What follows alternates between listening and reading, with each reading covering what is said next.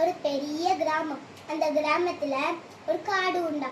அந்த காட்டுக்குள்ள நிறைய வீடுகள் உண்டா. அந்த வீட்டுக்குள்ள 5 பேர் இருக்காம 3 பேர் தான் இருந்தாங்களாம். பொண்ணு 2 ஆம்பளை 2 குழந்தைங்க. மிச்சம் அம்மா அப்பா அம்மா மட்டும் தான் இருப்பாங்களாம். எல்லா வீட்லயும் அம்மா அப்பா அப்படிதான் இருப்பாங்க. ஆனா 2 இருக்க மாட்டாங்க. 3 பேர் தான். 2 பிள்ளைகள் ஒரே அம்மா ஒரே அப்படி இருக்க மச்சுல ஒரு நாள் அவங்களுக்கு ஏதோ பிள்ளைகள் காணாம போயிட்டாங்க.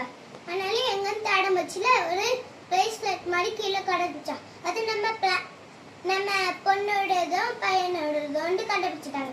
ஏன்னா அன்னைக்கு அவங்களுக்கு தொலைஞ்சு போன நம்பர் எல்லாம் கொடுக்கணும்னு அதுலதான் எல்லாம் போட்டாங்க. அவங்க தொலைஞ்சு போனதுனால ஒண்ணுமே இல்லையா அவங்ககிட்ட. அவங்க அந்த பிரேஸ்லெட்டுக்குள்ளதான் எல்லாத்தையும் வச்சிருக்காங்க. அப்போ அதனால பிரேஸ்லெட்டுக்குள்ள வச்சத தொலைஞ்சது அவங்க அம்மா அப்பா பார்த்தாங்கல்ல.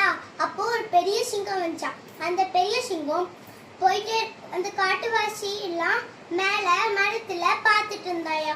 யாரெல்லாம் வராங்க, மனுஷங்க வராங்களா இல்ல காட்டு விலங்குகள் வருதான்னு வேட்டையாடுறதுக்கு ஒரு கம்போ அவங்ககிட்ட ஒண்ணுமே இல்லையா. அதனால ஒரு கம்பு, குச்சி, மரக்கட்டையால செஞ்சப்பட்ட கத்திகள் அடியெல்லாம் எடுத்துட்டு வந்து அத என்னெல்லாம் பண்ணி பார்த்தாலும் ஒண்ணுமே ஆகலன்ட்டு ராஜா உண்டு அவங்களுக்கு அந்த நாட்டுக்கு.